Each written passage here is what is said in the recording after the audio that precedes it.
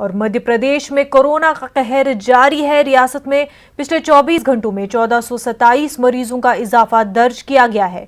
पिछले 24 घंटे में कोरोना के 27 मरीजों की मौत हुई है, जबकि 24 घंटे में 1132 मरीज अस्पताल से डिस्चार्ज हुए हैं।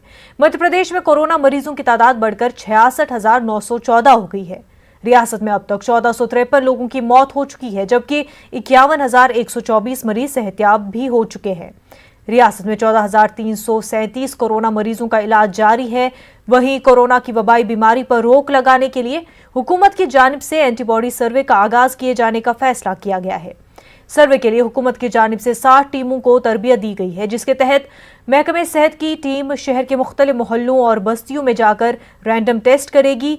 वहीं राजधानी भोपाल में आज से लो फ्लोर बस सर्विस का आगाज हो गया है।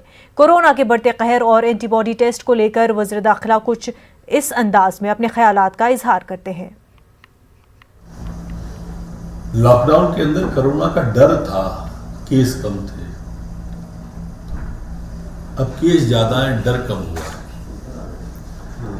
डर कम होने के कारण से लोग सावधानियां नहीं बरत रहे हैं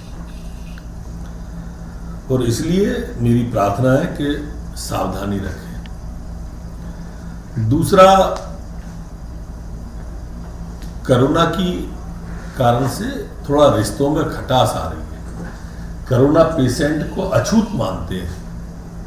मेरी ये भी प्रार्थना है कि उस पेशेंट को सावधानी से रखें, लेकिन अछूत न माने, हे दृष्टि से न देखें। इसका दुष्परिणाम ये होता है कि लोगों को प्रारंभिक स्टेज पे जब जुकाम, खांसी, बुखार होता है तो वो छुपाता है कि मुझे पूरे परिवार का या समाज का या मोहल्ले का तिरस्कार झेलना पड़ेगा और इस कारण से केस बिगड़ जाता है।